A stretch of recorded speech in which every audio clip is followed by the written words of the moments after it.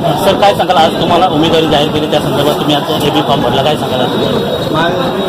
आज जेव्हापासून उमेदवारी घोषित केली तेव्हापासून हे विरोधी पक्षवाले म्हणजे भाजपवाले संभ्रम निर्माण करत होते तर सुरेश टावरेंना उमेदवारी मिळणार नाही, परंतु आज एबी फॉर्म आला, पक्षाने मला दिला आणि जाऊन आम्ही उमेदवारी अर्ज भरला तर सर्व हे विरोधीवाल्यांची तोंड बंद झाली.